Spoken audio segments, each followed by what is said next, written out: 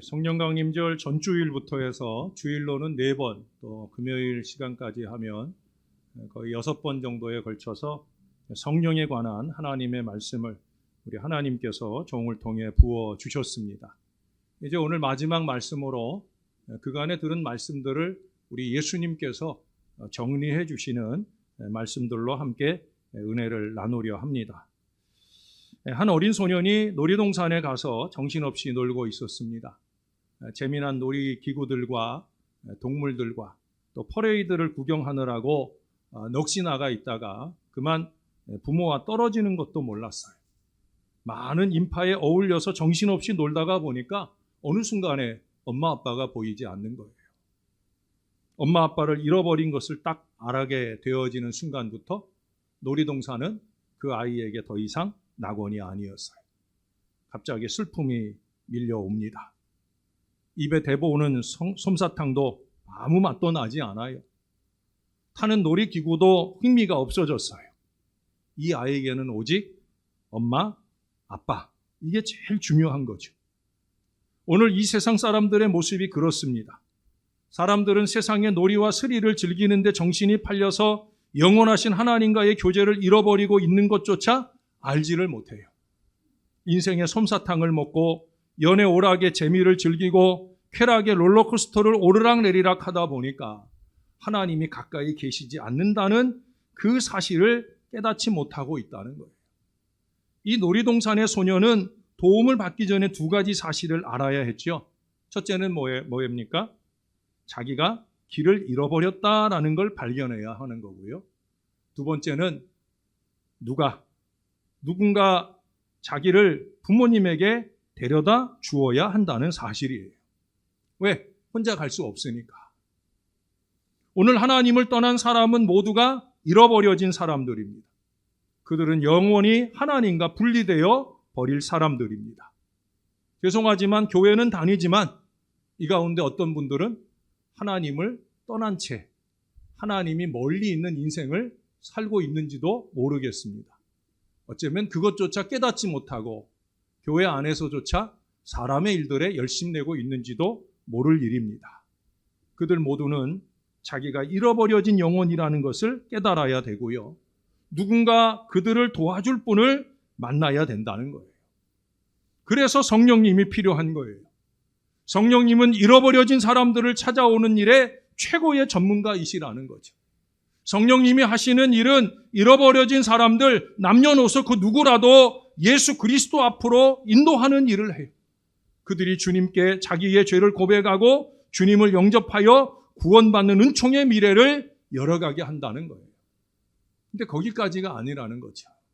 그 이상 성령님은 우리 구원받은 성도들이 온전히 하나님의 뜻대로 살아갈 수 있도록 우리를 도와주셔요. 입술로만 데오 볼렌테, 하나님 뜻대로 하나님 뜻이라면 말하는 것이 아니라 그 말이나 행동이나 삶에 있어서 정말 하나님의 뜻을 추구하는 건강한 신앙을 살도록 도와주신다는 거예요. 사실 우리가 우리의 삶을 가만히 생각해 보면 우리의 문제는 모르는 것이 아니에요. 우리의 문제는 아는 것을 실천하지 못하는 데 있다는 거죠. 어떻든 풍월로 들었던 제대로 들었던 우리는 그래도 꽤나 신앙의 일들을 알고 있다는 거예요. 문제는 뭐예요? 우리가 아는 바를 믿음 안에 행하고 있지 못하다 하는 거예요. 우리는 은혜로운 신앙생활을 위해서 영적인 생활을 해야 된다는 걸 다 알고 있어. 그런데 왜 그게 잘 안 됩니까? 그것을 실천할 만한 능력이 없기 때문이에요. 그래서 우리에게 성령님이 필요한 겁니다. 성령님은 우리에게 능력을 주셔요. 우리가 신앙인답게 살 수 있는 능력을 주신다는 거예요. 우리가 하나님의 사명을 성취할 수 있는 능력을 우리에게 주시는 거예요. 이 한 시간 예배 드린 걸 영과 진리로 제대로 잘 깨어서 예배 드리는 것은 물론이고 삶 가운데 우리의 영이 깨어서 하나님의 거룩한 뜻대로 살아가는 모든 일들을 누가 우리 가운데 이루어 주시느냐? 성령이 이루어 주신다는 거예요. 그게 성령 충만해야 하는 아주 중요한 이유예요. 성령 충만하지 않으면 우리는 교회 생활이나 간신히 흉내내는 오합지졸로 살게 됩니다. 자, 오늘 본문의 7절과 8절을 보시면 예수님께서 친히 제자들에게, 저와 여러분에게 말씀하고 계셔요. 제가 7절을 읽을게요. 여러분들이 8절을 여러분들이 소리내서 한번 읽어주시면 정신이 좀 나실 거예요. 그러나 내가 너희에게 실상을 말하노니 내가 떠나가는 것이 너희에게 유익이라.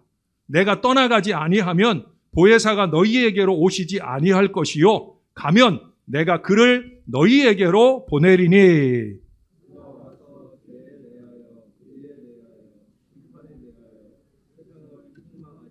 아멘.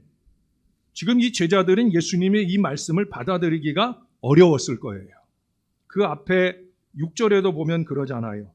도리어 내가 이 말을 함으로 너희 마음에 근심이 가득하였도다.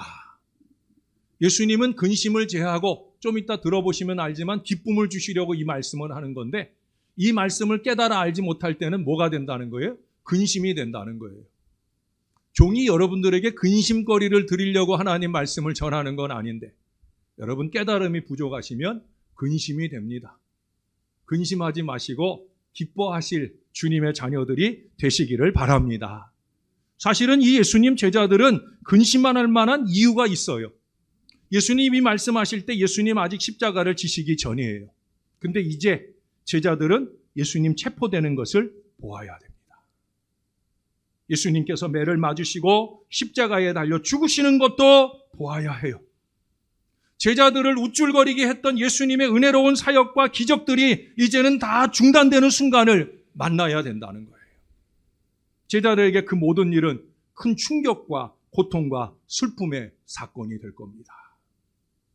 제자들의 마음은 예수님 떠나가시지 않고 그들과 함께 계셔 주시기를 간절히 원했을 거예요.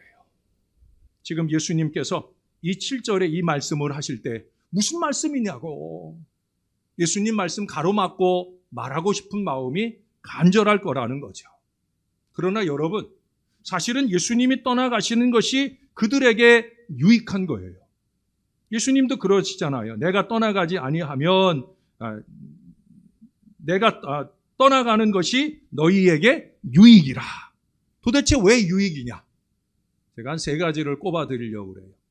첫 번째는 예수님이 떠나가시지 않으면 그들의 죄의 문제가 해결되지 못했을 거예요. 그렇잖아요. 예수님께서 십자가에 달려 돌아가시지 않으셨다면 이 죄에 대한 대속의 제물이 하나님께 드려지지 못했을 것이고, 그렇다고 하면 제자들이나 오늘 저와 여러분의 죄의 문제도 해결받을 수 없고요. 우리는 지금 구원받지 못한 불행한 인생으로 살 거예요. 그래서 예수님이 떠나가시는 게 유익했던 거예요. 두 번째는 오늘 예수님 설명하시잖아요. 예수님께서 떠나가시는 것이 유익한 것은 다른 보혜사, 곧 성령님을 보내주실 것이기 때문입니다. 그 성령님은 다른 보혜사예요. 다른 하나님, 곧 성령, 하나님이시라는 거예요. 그러나 그 성령님이 하시는 일은 전혀 다른 일을 하는 게 아니에요. 예수님께서 이 땅에서 하시던 일을 성령님이 계속 하시는 거예요. 첫째는 임마누엘 해주시는 거고요. 두 번째는 크고 작은 모든 도움을 우리들에게 주시는 거죠. 그 대신에 더 효과적으로 일하신다는 거예요. 왜 효과적이냐? 예수님은 육신으로 이 땅에 계셨잖아요. 그렇죠? 육신으로는 시간과 공간의 제한을 받아요. 예수님께서는 한 곳에 한 사람 또는 한 사람들에게만 예수님께서는 역사하실 수 있어요. 왜? 육신적이니까. 육신으로 있으니까 모든 사람의 마음과 정신 속에 거하신다라는 게 불가능한 거예요. 그러나 성령님은 그 모든 게 가능해요. 왜? 영이시니까. 영에는 제한이 없어요. 성령님은 온 세상 어느 곳에서도 동시에 모든 사람들의 마음에 호소하고 역사하실 수 있었다는 거예요. 성령님이 임하시는 것은 볼지어다 내가 세상 끝날까지 너희와 항상 함께 있으리라 하신 이 약속의 말씀의 성취입니다. 그렇기 때문에 예수님께서는 내가 떠나가고 성령이 대신 임하는 것이 너희에게 더 유익하다, 이 말씀을 하시는 거예요. 마지막 3번째예요. 한 가지 더 유익한 건 뭐냐? 예수님께서 세상에 계속 머물러 계셨다고 하면 여러분 그 제자들의 꼴이 어떻겠습니까? 제자들은 여전히 예수님께 의존하려고만 했을 거예요. 성령님이 그들 가운데 오신 후에 그들이 했던 것처럼 담대하게 주님의 복음을 들고 나가는 역사를 이루지 못했을 거라는 거죠. 베드로가 3,000명을 구원시키는 그 유명한 오순절의 설교를 하지 않았을 거예요. 왜? 예수님이 계시면 예수님이 하실 일이니까. 예수님께 다 미루고 떠맡기고 그들은 한 걸음 뒤에 있으려 했을 거예요. 그러나 성령의 능력을 받은 후에 그들의 믿음이나 지식이나 열심이나 용기나 능력들이 몇 배로 성장하게 되고 그것들을 큰 은혜로 발휘하게 되는 역사가 나타나잖아요. 자발적으로 또 스스로 헌신하게 되었다는 거예요. 그러므로 예수님은 이제 나는 떠나가서 하늘의 대제사장이 되어서 너희를 위한 중보의 일을 하겠지만은 이제 이곳의 일은 이제 너희가 감당해야 된다. 이 말씀을 하실 수가 있었던 거예요. 사랑하는 여러분, 우리도 성령 충만해야 되는 이유가 이것입니다. 우리도 성령 충만하여 전도와 선교에 대한 우리의 사명을 적극적으로 감당해야 된다는 거예요. 여러분, 언제까지 목사들의 일이고 소수의 뜨거운 사람들의 일로만 내팽겨치고 그냥 구경만 하시겠습니까? 이제는 나의 일이 되어야 되는 거예요. 나의 일이 될 수 있는 사람은 어떤 사람이냐? 성령 충만한 사람이에요. 초대교회 모든 성도들이 나의 일로서 주님의 일을 하고 전도와 선교의 일을 할 수 있었던 일은 성령 충만했다는 거예요.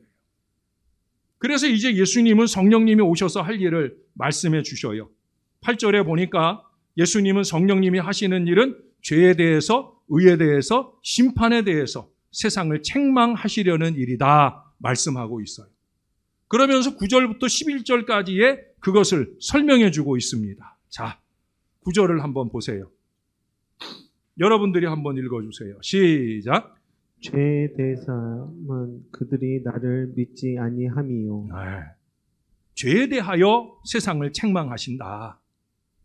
무슨 얘기예요? 성령님이 하시는 일은 세상으로 하여금 죄를 깨닫게 하는 것인데 그 죄라는 게 뭐예요? 죄라는 건 다른 거 아니에요. 예수님 믿지 않는 게 죄예요. 예? 예수님 믿지 않는 거. 오늘도 교회 안에 예수님 믿지 않는 사람들이 너무 많은 것 같아요.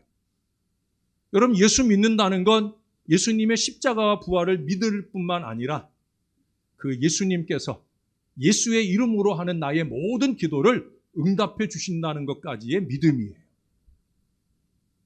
예수님께서 세상에 오셔서 얼마나 많은 일들을 행하셨습니까? 능력 있는 대단한 일들을 하셨어요. 얼마나 위대한 하나님의 나라의 진리들을 가르쳐 주셨습니까? 그런데 안타깝게도 많은 사람들이 그 예수를 믿지 않았다는 거죠. 오늘날에도 마찬가지입니다. 오늘날의 가장 큰 죄가 뭐라고 생각하셔요?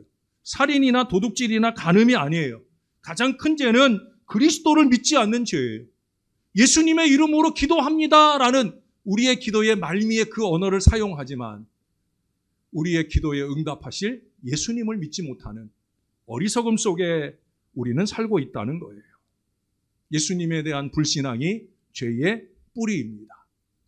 사도행전 2장 3장에 보면 오순절에 베드로 사도가 반복해서 설교를 해요.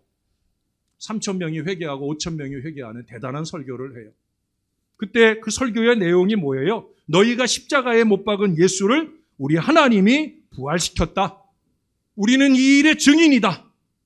그때 그 수많은 사람들이 찔림을 받으면서 묻습니다. 선생들이요, 우리가 어찌할꼬? 우리가 예수를 십자가에 못 박았다. 이 고백과 함께 그러면 어찌해야 되겠느냐? 애걸복걸합니다. 결국 그들은 3,000명이나 회개하는 위대한 역사에 나아가게 됩니다. 회개가 되기 위해서 필요한 전제가 뭐예요? 내가 죄인입니다. 우리가 죄인입니다. 죄를 깨달을 때에야 회개하는 거예요. 오늘날 교회 안에도 회개 무용론을 말하는 사람들이 있어요. 저는 자신 있게 말합니다. 그 사람은 정말 회개할 게 많은 사람이라고. 죄를 깨달아야 회개하는 거예요. 그래서 성령이 하시는 일은 뭐냐? 죄를 깨닫게 하는 일을 하시는 거예요. 여러분, 예수님 누가 죽였어요? 예수님은 로마 병정들이 죽였어요. 그런데 이 3,000명의 사람들은 우리가 예수님을 못 박은 것이라 고백을 했다는 거예요. 자기들 스스로를 정죄하는 이 마음, 그게 어디서 왔겠습니까? 바로 성령님의 역사라는 거예요. 오늘날도 마찬가지입니다. 예수님의 십자가 사건은 2000년 전의 일이잖아요. 그러나 우리는 그 사건을 나를 위한 사건인 줄로 깨닫는 것, 그것이 바로 성령님의 역사잖아요. 예수님의 십자가는 나를 위해 죽은 십자가다. 내 죄 때문에 예수님 돌아가셨다. 이것을 믿고 그 예수님을 나의 구주로 영접하는 이 놀라운 일을, 이 모든 일들을 성령이 하시는 거예요. 내 죄입니다. 내가 죄인입니다. 이 고백을 성령이 하게 하신다는 거예요. 여러분, 그러므로 우리가 죄인임을 깨닫고 회개하는 그 시간을 부끄러워할 필요가 없다는 거예요. 성령이 우리 안에 충만하게 역사하고 있다는 거죠. 자, 그 다음 10절입니다. 자, 10절은 의에 대해서 말씀을 하는데 여러분들이 또 한번 읽어주세요. 시작. 의에 대하여라 함은 내가 아버지께로 가니 너희가 다시 나를 보지 못함이요. 아멘. 내가 아버지께로 간다 하는 이 말이 뭐예요? 예수님이 이제 십자가 지고 죽으신다는 거예요. 예수님 같은 분이 십자가를 진다면 여러분, 세상에 의가 어디 있겠습니까? 그렇잖아요. 예수님은 아무 흠도 없으신데 그런 예수님께서 십자가를 지셨다 하는 것은 그만큼 세상이 잘못되고 있다는 거죠. 그러나 그 당시 사람들은 어떻게 생각했어요? 예수님이 의인이라 생각한 것이 아니라 죄인이기 때문에 십자가를 지고 죽는다라고 생각을 했어요. 그것은 세상 사람들의 생각이고요. 성령님이 보실 때는 성령의 눈으로 보면 의인이신 하나님의 아들이 죽은 거라는 거죠. 그래서 하나님의 의가 바로 그 십자가 위에 나타났고요. 성령님은 그 하나님의 의를 우리에게 가르쳐 주셔요. 바울이 말한 이신칭이 바로 예수님의 십자가와 부활을 믿는 그 믿음을 통해 의롭게 되는 이신칭의의 은혜로 우리를 이끌어 주시는 일들을 성령이 하시는 거예요. 우리는 죄인입니다마는 예수님 믿으면 믿음으로 말미암아 의롭게 되고 사는 역사가 우리에게 나타난다는 것, 그것을 성령이 가르쳐 주셔요. 자, 세 번째 11절 심판에 대하여라 하면 이 세상 임금이 심판을 받았습니다. 빌라도나 제사장들은 세상의 임금으로 예수님을 죄인으로 몰아 십자가에 못 박았죠. 그러나 그것은 의인을 죄인으로 판정한 것이기 때문에 하나님의 법정에서는 그 잘못된 판정 자체가 심판을 면할 수 없게 되는 거예요. 우리 사도신경에서 2000년 동안 우리 고백해 왔잖아요. 본디오 빌라도에게 고난을 받아 십자가에 못 박혀 죽으시고. 무슨 얘기예요? 본디오 빌라도는 예수님 죽인 죄인이라는 거예요. 누구의 정죄예요? 하나님의 정죄요, 심판이에요. 사람의 눈으로 보면 빌라도가 재판관이고 예수님이 피고이지만 성령님의 눈으로 보면 예수님이 재판장이요, 빌라도가 오히려 피고로 재판을 받은 것이 되었다라고 하는 거예요. 여러분, 오늘날에도 이렇게 주객이 전도된 일이 너무나 많잖아요. 방귀 낀 놈들이 썩내는 일들, 큰 소리 치는 일들이 얼마나 많아요. 참 어이없죠. 근데 세상의 일들은 그래요. 성령의 일은 그렇지 않아요. 결국 사람이 무엇이라고 말하는가 하는 것이 중요하지 않아요. 저나 여러분이 바라보시는 하나님, 그 하나님의 심판, 성령님의 심판, 이것이 더 궁극적인 심판이에요. 성령님이 하시는 일은 죄를 깨닫게 하시는 일이고요. 그리고 하나님의 의를 알게 해 주시는 것입니다. 사랑하는 여러분, 성령께서 죄를 깨닫게 해 주실 때 우리는 회개해야 되는 거예요. 회개는 부끄러운 일이 아니에요. 회개하지 않는 것이 부끄러운 일이에요. 하나님의 말씀을 통해 여러분 열심히 찔림 받으시고요. 찔림 받는 마음을 회개의 귀한 시간으로 이어갈 수 있을 때, 그럴 때 저와 여러분은 성령이 충만한 사람이 되는 거예요. 왜 그래야 되느냐? 회개하지 않으면 심판과 정죄를 면할 수 없게 된다는 것. 오늘 예수님께서 성령의 일로 분명히 우리에게 가르쳐 주세요. 자, 그 다음 12절을 한번 가보실까요? 12절, 13절에 진리를 계시하시는 성령님의 사역에 대해 말씀합니다. 같이 한 번만 더 읽어주실래요? 시작. 내가 아직도 네게 이를 것을 못하리라. 그러나 진리의 성령이 오시면 그가 너희를 모든 진리 가운데서 인도하시리니 그가 스스로 말하지 않고 오직 들을 것을 말하며 장래일을 너희에게 알리시리라. 아멘. 아멘. 아주 중요한 얘기를 해요. 여러분, 신앙의 연조에 걸맞는 진리의 깨달음이 이루어지려면 결국 성령의 충만을 받아야 된다는 거예요. 여러분들이 종을 위해 성령 충만하기를 많이 기도해 주시잖아요. 제가 성령 충만해야 되는 이유가 어디 있어요? 들은 것을 말해야 되니까. 성령께 잘 듣고 여러분에게 잘 말해드려야 되는 거니까. 더 중요한 건 뭐예요? 장래 일을 여러분들에게 알려드려야 되니까. 사랑하는 여러분, 우리가 제대로 알고 제대로 잘 누려야 합니다. 성령 충만하여 장래의 일을 제대로 잘 말하고 깨닫고 그 장래의 일들을 하나님 뜻대로 열어가는 사람들이 되어야 된다는 거예요. 하나님의 장래의 일을 자꾸 가로막는 사람, 세상의 사람, 사람의 일에 열심 내는 사람 되면 안 된다는 거예요. 사랑하는 여러분, 그리고 그 다음 22절 이하에서 예수님이 아주 중요한 얘기를 해요. 22절부터 24절까지 또 한 번 더 읽어볼게요. 이 시간에는 제가 22절을 읽고 여러분 23절 읽고 24절은 같이 읽겠습니다. 지금은 너희가 근심하나 내가 다시 너희를 보리니 너희 마음이 기쁠 것이요 너희 기쁨을 빼앗을 자가 없으리라. 그날에는 너희가 아무것도 내게 묻지 아니하리라. 내가 진실로 진실로 너희에게 이르노니 너희가 무엇이든지 아버지께 구하는 것을 내 이름으로 주시리라. 지금까지는 너희가 내 이름으로 아무것도 구하지 아니하였으나 구하라 그리하면 받으리니 너희 기쁨이 충만하리라. 할렐루야. 자, 이게 보니까 반복해서 하시는 말씀이 뭐예요? 성령 충만은 기쁨 충만이다. 할렐루야. 제가 여러분들이 성령 충만했으면 하고 간절히 바라는 가장 큰 이유 중에 하나가 바로 이거예요. 성령 충만은 기쁨 충만이에요. 성령 충만하셔서 기쁨도 충만하시기를 바랍니다. 이거 세상이 주는 잠깐 동안의 기쁨을 말하는 게 아니에요.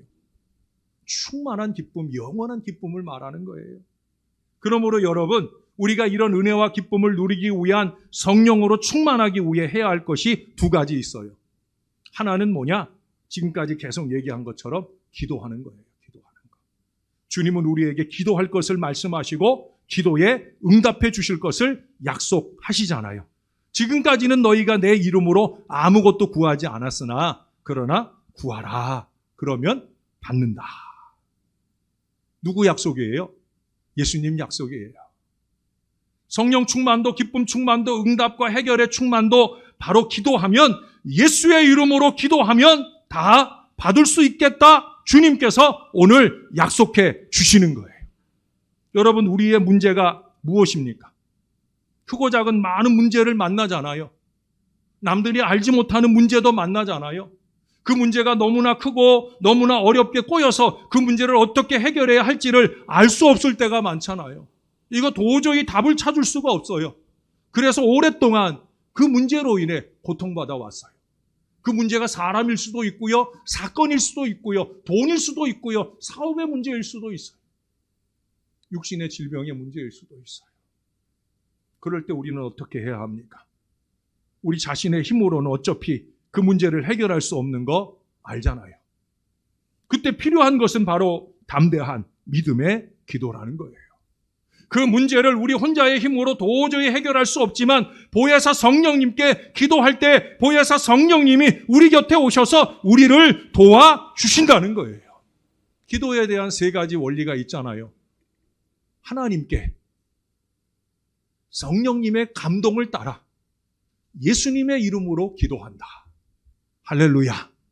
그러면 해결받는 거예요. 이 세 가지 중에 하나를 놓치면 안 돼요. 예?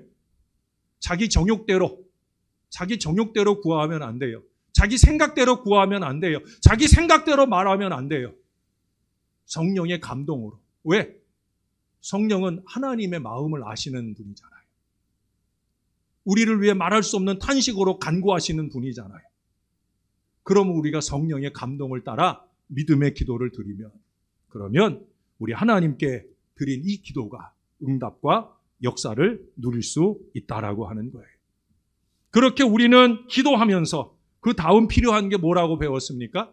성령의 감동에 순종해야 된다는 거예요. 예수님이 나를 신뢰하라고 말씀하시면 신뢰해야 되는 거예요. 의심을 떨쳐버리고 담대한 믿음을 가지고 믿음으로 기도하는 거예요.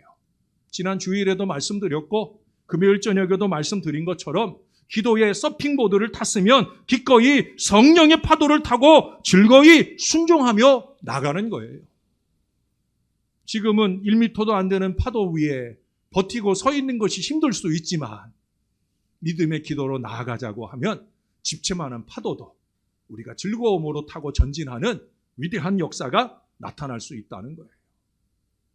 많은 경우에 우리는 하나님이 하지 않으시는 것이 아니라 우리가 하나님께 그 일을 해달라고 구하지 않기 때문에, 또한 그 일에 역사하시는 성령께 순종하지 않기 때문에 기회를 놓치는 일들이 얼마나 많은지 몰라요. 개인의 일들도 그래요. 사람을 만나거나 또는 사업적인 큰 성공의 어떤 실마리를 만나게 될 때 우리가 그 기회를 놓치는 경우가 많아요. 하나님의 교회를 위한 하나님의 놀라운 역사의 기회를 우리가 만나지 못할 때가 많아요. 사실 만나지 못한 게 아니거든요. 우리 앞에 떡하니 놓여놨는데 성령의 지도하심을 따라 순종하고 가기만 하면 지금은 어려운 일 같고 불가능한 일 같아도 머지않은 장래의 일에 하나님이 놀라운 역사를 보여주실 텐데 성령이 충만하지 않으니까, 세상의 일, 사람의 생각만 가득하니까 그 기회를 그냥 내팽개쳐 버리는 거예요. 그러고 나중에는 원망의 일들을 찾기 위해 여념이 없죠. 사랑하는 여러분, 우리가 성령 충만해야 돼요. 성령님을 의지하고 성령님께 기도하고 성령님께 순종해야 된다는 거예요. 오직 성령이 너희에게 임하시면 너희가 권능을 받고 예루살렘과 온 유대와 사마리아와 땅끝까지 이르러 내 증인이 되리라. 예수님의 제자들은 이 말씀을 그대로 순종했어요. 그리고 간절히 기도할 때 성령으로 충만하게 됩니다. 그리고 어떤 일을 합니까? 여러분, 베드로가 생각할 때 자기가 나가서 한 사람에게만도 전도하는 일을 할 수 없는 사람이었는데 자기가 성령의 감동을 따라 하나님 말씀 전할 때 한 번에 3,000명이 회개하고 5,000명이 회개하고, 예?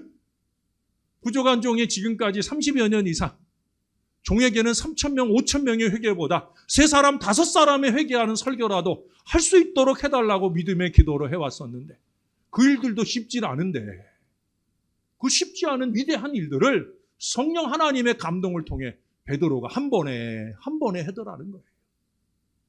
순종하고 기도하니까, 순종하고 나아가니까 역사를 보게 된다는 거예요. 사랑하는 여러분, 우리는 어떻습니까? 우리는 성령이 강림하기 위해 기도할 필요가 없잖아요. 성령님이 이미 2000년 전에 강림하셨어요. 오순절에 이미 강림하셨단 말이에요. 뿐만 아니라 이미 우리 안에 성령님은 내주하셔서 우리가 예수 믿게 하셨잖아요. 여러분, 우리 안에 성령님 계십니다.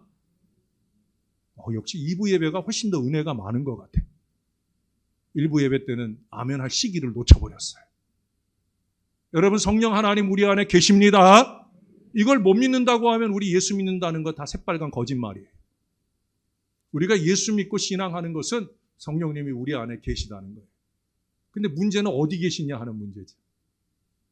성령님이 우리 마음 한 구석에 처박아 놓으신 분들이 많아요. 예수님은 거기 쭈그려, 성령님은 거기 쭈그려 앉아 계세요. 내 일은 내가 알아서 해요. 교회 일들은 내가 내 생각대로 좌지우지해요. 이 어리석은 목회자들과 이 어리석은 사람들로 인해 하나님의 일들이 죽어져 갑니다. 사랑하는 여러분, 성령님을 내 중심에 모셔드려야 합니다. 뿐만 아니라 그 성령이 내 안에서 충만하실 수 있도록 그렇게 성령님을 모시고 성령님께 온전히 순종해야 된다는 거예요. 그러면 우리는 변화된 삶을 살고요, 능력 있는 삶을 살 수 있다라고 하는 거예요. 사랑하는 여러분, 성령님은 우리를 하나님께 인도하셔요.